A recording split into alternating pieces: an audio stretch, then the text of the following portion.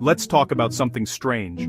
ChatGPT, the AI everyone's buzzing about, suddenly refuses to summarize articles from certain sites, like the New York Times. You ask for a summary, and instead of delivering, it dodges the request, offering info from anywhere else. This isn't a glitch, it's deliberate. Researchers noticed a pattern. ChatGPT has a blacklist, a digital no-go zone for specific websites. The names on that list? Major news outlets, especially those in legal battles with OpenAI. It's a digital mystery. Why is an AI built to access the world's information, quietly avoiding some of the most important sources? The real issue isn't just missing a summary, it's about invisible fences being built around our access to information. If AI is shaping what we see, we need to ask, who's deciding what it hides from us? Meet Atlas, OpenAI's web browsing bot. Think of it as ChatGPT's digital butler, fetching the latest info from the internet. Unlike old-school web crawlers, Atlas reads web pages like a person, identifying headlines, images, and context. When you ask ChatGPT for up-to-date info, Atlas does the legwork, then reports back. It's designed to make you feel like you're talking to an all-knowing oracle. But Atlas has strict rules. OpenAI tells it which sites are off-limits. Some digital doors are locked, and Atlas is forbidden to even knock. When the butler starts pretending certain rooms don't exist, you have to wonder what secrets are being kept. The problem? Atlas's limitations become your limitations. You're not just missing out on information, you're missing out on the best information, and you might never know it. The butler's rules are shaping your reality, and that's where the trouble begins.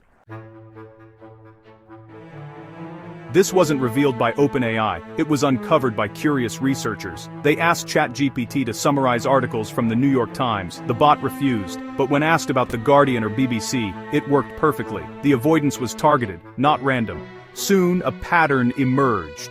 ChatGPT dodged sites involved in copyright lawsuits against OpenAI, like The Intercept and the Chicago Tribune. It wasn't a technical glitch, it was policy. The AI wasn't unable to access these sites. It was unwilling. The breadcrumbs led straight to the courtroom. OpenAI was programming its AI to avoid legal trouble, not to improve your experience. Invisible fences were built around information sources, not for technical reasons, but to avoid lawsuits. The result?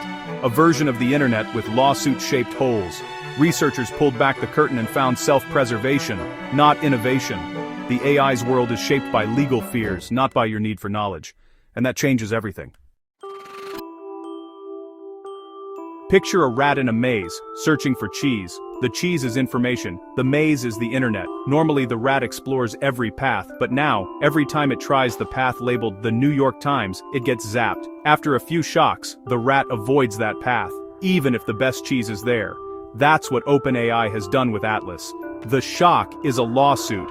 Painful enough that OpenAI programs Atlas to steer clear. The AI isn't making a moral call, it's following orders to avoid legal pain. So, Atlas skips the best sources, not because it can't access them, but because it's told not to. The result? A curated, incomplete version of the internet.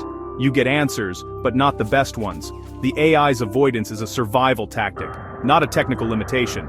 The cheese is still there, but you're never told it exists. The maze is rigged, and you're left with whatever's safe for OpenAI. The AI's world is shaped by fear, not curiosity. And you're the one missing out. That's the real cost of digital avoidance.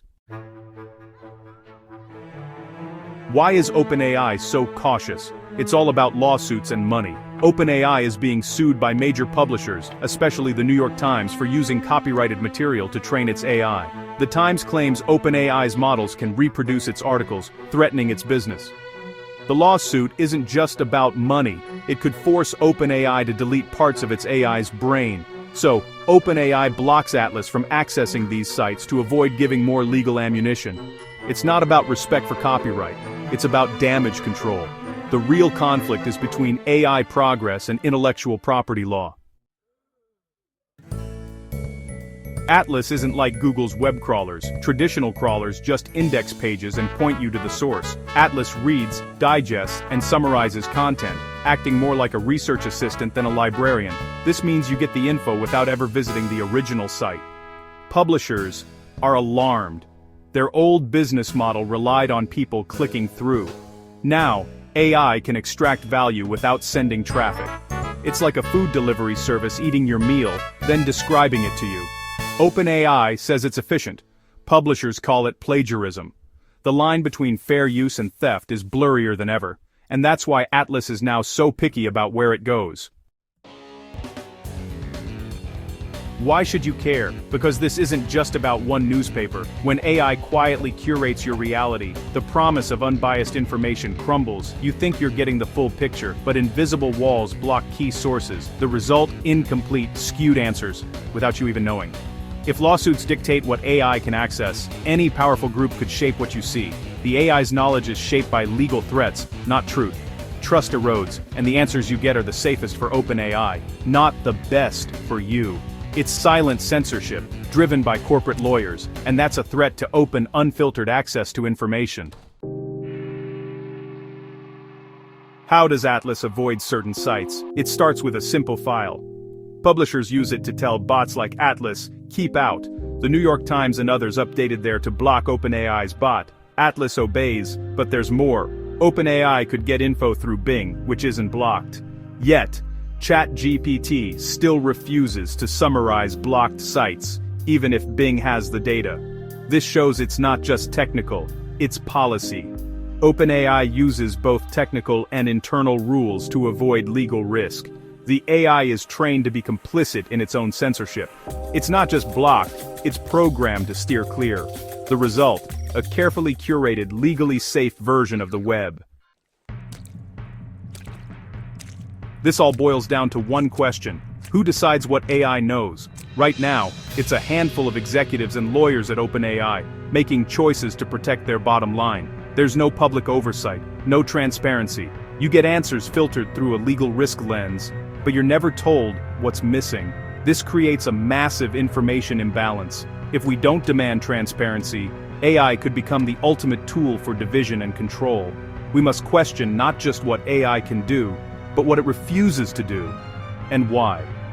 Otherwise, we risk trading curiosity for a black box that protects its creators, not the truth.